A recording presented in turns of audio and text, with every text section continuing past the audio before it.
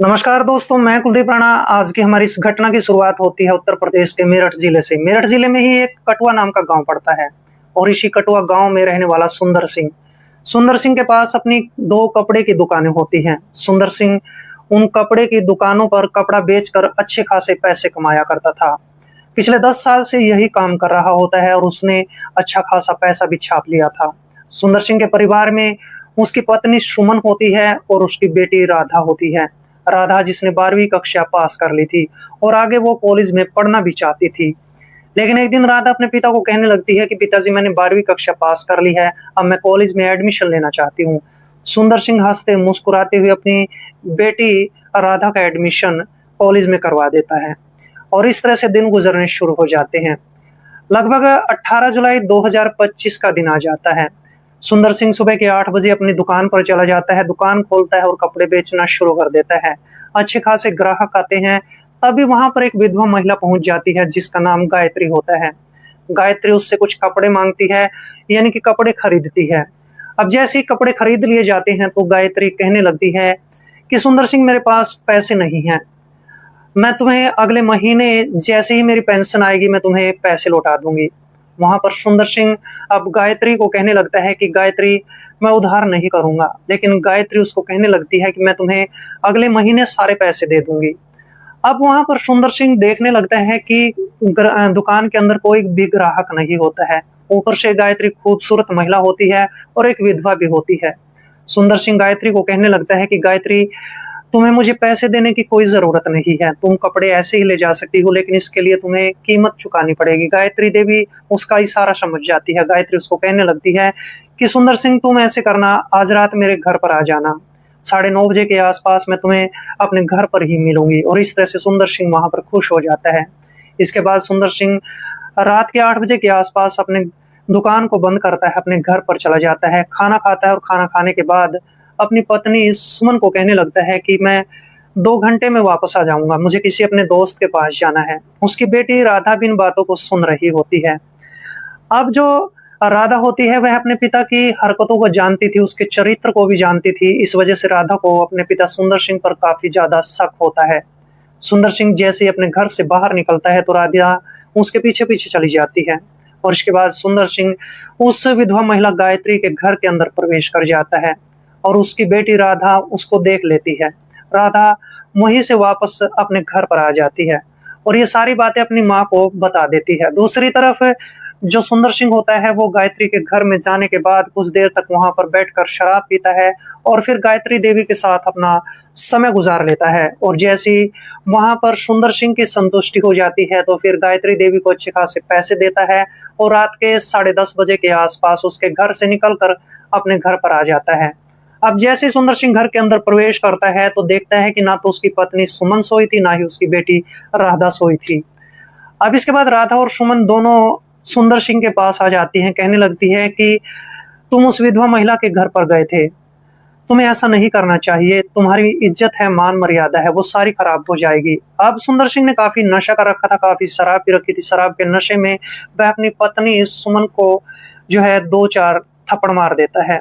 बेटी राधा को ये बात पसंद नहीं आती है, वह भी जोर जोर से चीखना चिल्लाना शुरू कर देती है, उसको खरी खोटी सुनाने लगती है और इस तरह से फिर सुंदर सिंह अपनी बेटी राधा पर भी हाथ उठा देता है और इस तरह से जो है फिर पड़ोसी जन बीच बचाव करवा देते हैं और मामला शांत हो जाता है। पूरी रात गुजर जाती है। जैसे अगली सुबह होती है तो फिर सुमन अपनी बेटी राधा को कहने लगती है कि राधा, तुम ऐसा करो, तुम अपने मामा के घर पर चली जाओ, यहाँ रहना तुम्हारे लिए ठीक नहीं है, तुम्हारे पिता का चाल चलन खराब हो चुका है। अब राधा अपनी माँ सुमन देवी की सारी बातों को मान जाती है और उसी समय अपने घर से कपड़े उठाती है और बस के माध्यम से अपने मामा के घर पर पहुंच जाती है। अब इसके बाद राधा जैसे ही अपने मामा के घर पर पहुंचती है तो उसका मामा नीरज और उसकी मामी यशोदा घर पर ही बैठे होते हैं। दोनों देखकर उसको काफी खुश हो जाते हैं और कहने लगते हैं कि राधा, तुम हमारे घर पर आई हो, बहुत अच्छी बात है, हमारी अपनी कोई औलाद नहीं है, तुम ऐसा करो, तुमने 12वीं की परीक्षा पास कर ली है, तुम यहीं पर कॉलेज के अंदर एडमिशन ले लो। लेकिन वहां पर राधा मना कर देती है। वह कहने लगती है कि मैं यहाँ पर 1 महीना रुकने वाली हूँ और जैसे 1 महीना पूरा हो जाएगा तो फिर मैं अपने घर चली जाऊंगी, वहीं पर कॉलेज में जाकर एडमिशन ले लूंगी। और इस तरह से नीरज और यशोदा दोनों ही फिर अच्छा सा खाना बनाते हैं और फिर पूरा परिवार मिल बैठकर खाना खा लेता है। लगभग दोस्तों 7 दिनों का वक्त गुजर जाता है और इतना वक्त गुजरने के बाद एक दिन यशोदा राधा को कहने लगती है कि राधा, मैं तुम्हारे लिए कुछ कपड़े खरीदने के लिए शहर में जा रही हूँ, तुम मेरे साथ चलो, मैं अपने लिए भी कपड़े खरीद लूंगी और तुम्हारे लिए भी कपड़े खरीद लूंगी। लेकिन राधा वहां पर मना कर देती है। राधा कहने लगती है कि मामी मेरी तबीयत खराब है, तुम ऐसा करो, तुम अपनी मर्जी से मेरे लिए भी कपड़े खरीद लेना और अपने लिए भी कपड़े खरीद लेना। अब यशोदा उसको कहने लगती है कि चलो ठीक है, मैं शहर में अकेली ही चली जाती हूँ, लेकिन तुम अपने मामा नीरज के लिए खाना तैयार कर लेना और मेरे लिए भी अच्छा सा खाना बना लेना। और इस तरह से यशोदा अब अपने घर से जो है निकल कर शहर में चली जाती है। लगभग 1 घंटे का वक्त गुजर जाता है। अब यहाँ पर राधा नहीं जानती थी कि उसका मामा जो नीरज होता है उसका चरित्र भी कुछ ठीक नहीं होता है। उसका मामा नीरज जो कि शराब तो नहीं पीता था लेकिन दूसरे नशे किया करता था और आज भी वो खेतों में बैठकर अपने दोस्तों के साथ नशा कर रहा होता है। अब जैसे ही नीरज को काफी नशा हो जाता है तो नीरज अपने दोस्तों को कहने लगता है कि मुझे भूख लग गई है, मैं तो अपने घर पर जा रहा हूँ। और इस तरह से नीरज फिर खेतों से निकलता है और अपने घर पर चला आता है। अब जैसे ही नीरज घर के अंदर प्रवेश करता है तो देखता है कि उसकी भांजी राधा घर के अंदर अकेली होती है। नीरज राधा को पूछने लगता है कि तुम्हारी जो मामी है यशोदा वो कहाँ चली गई है। अब राधा कहने लगती है कि मामी तो कपड़े खरीदने गई है और 2-3 घंटों के बाद ही वो घर पर लौटेगी। और अब नीरज की जो नीयत है वो अपनी भांजी राधा पर खराब हो जाती है। नीरज सोचने लगता है कि उसकी भांजी राधा अब घर में अकेली है और इस तरह से इसका फायदा ही उठा लिया जाए। उसने काफी नशा भी कर रखा था जिसके चलते उसका दिमाग बिल्कुल शून्य हो जाता है, उसका दिमाग खराब हो जाता है। अब नीरज सोचने लगता है कि क्यों ना राधा के अकेलेपन का फायदा उठा लेना चाहिए और इस तरह से नीरज अपने घर का मुख्य दरवाजा बंद करता है। फिर वह रसोई में आता है। रसोई में आने के बाद अपनी भांजी राधा का हाथ पकड़ लेता है और हाथ पकड़ने के बाद उसके मुंह पर हाथ रख लेता है और उसको घसीटते हुए अपने कमरे में ले जाता है। कमरे में ले जाने के बाद कमरे का दरवाजा बंद कर लेता है और इसके बाद अपनी भांजी राधा के मुंह पर कपड़ा बांध देता है। और ये सब करने के बाद आज जो नीरज होता है वो अपनी भांजी राधा के साथ उस गलत काम को कर लेता है जो उसको हरगिज नहीं करना चाहिए था। दूसरी तरफ उसकी भांजी राधा लगातार अपने मामा नीरज का विरोध करती रहती है। नीरज उसकी एक बात नहीं सुनता है। नीरज उसके साथ इस गलत काम को करता चला जाता है और जब नीरज की संतुष्टि हो जाती है तो इसके बाद नीरज दूसरे कमरे में जाकर घोड़े बेचकर सोना शुरू कर देता है। नशे के कारण उसको गहरी नींद आ चुकी होती है। अब 2-3 घंटे का वक्त गुजरने के बाद जो राधा की मामी होती है यशोदा वो अपने घर पर आ जाती है। यशोदा घर के अंदर आती है और देखती है कि उसका पति नीरज एक कमरे में घोड़े बेचकर सो रहा होता है। दूसरे कमरे में राधा जोर जोर के जो है आवाज करके रो रही होती है। अब जैसी राधा रोते हुए बिलखते हुए अपने कमरे के अंदर बैठी हुई थी तो उसकी मामी यशोदा उसके पास चली जाती है, उससे पूछने लगती है कि राधा क्या बात है, तुम इतना रो क्यों रही हो, आखिर तुम्हारे साथ क्या हुआ है। उसकी मामी उसको पुचकारते हुए सारी बातें पूछती है और इसके बाद राधा अपनी पूरी कहानी को, अपनी पूरी घटना को अपनी मामी यशोदा के सामने सुना देती है। उसी समय यशोदा को गुस्सा आने लगता है। यशोदा सोचने लगती है कि उसके मामा नीरज ने अपने ही भांजी के साथ गलत काम किया है, उसको सबक सिखाना ही पड़ेगा। इसके बाद यशोदा राधा को कहने लगती है कि रसोई के अंदर चाकू रखा है, उसको जल्दी से उठा कर ले आओ। इसके बाद राधा कमरे से बाहर निकलती है, रसोई से चाकू लेकर आती है।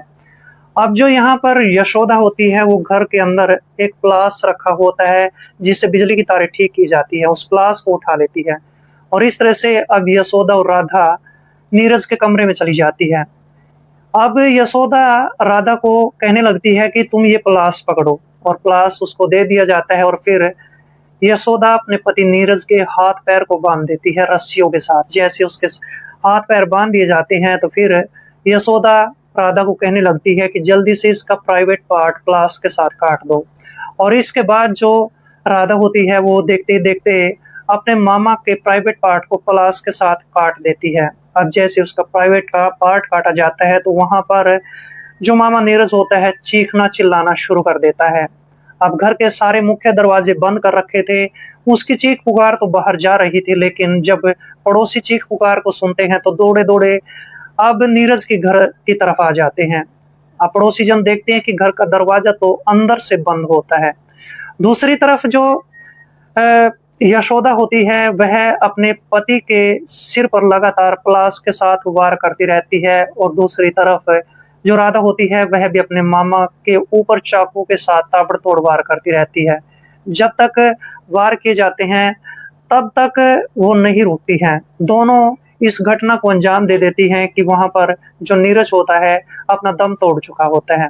और फिर इसके बाद यशोदा और जो राधा होती है ये दोनों घर का मुख्य दरवाजा खोल देती हैं। पड़ोसी जन घर के अंदर जब आकर देखते हैं तो वहां पर नीरज की लाश पड़ी हुई थी, खून ही खून बह रहा होता है।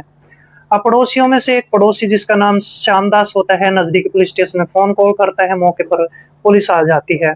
पुलिस इसके बाद नीरज के शव को अपने कब्जे में ले लेती है, पोस्टमार्टम के लिए भेज देती है।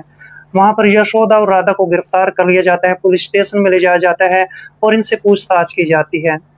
यशोदा और राधा दोनों पूरी कहानी पुलिस के सामने बयां कर देती है। पुलिस सोचने पर मजबूर हो जाती है कि आखिर एक मामा अपनी भांजी के साथ ऐसा कैसे कर सकता है।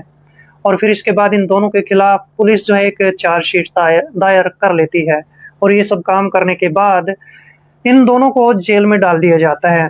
दोस्तों यहाँ पर जो यशोदा और राधा ने नीरज के साथ किया था क्या वो सही था या गलत था? कमेंट बॉक्स में जरूर लिखें। मिलते हैं किसी ऐसी घटना के साथ, तब तक के लिए दोस्तों जय हिंद, वंदे मातरम।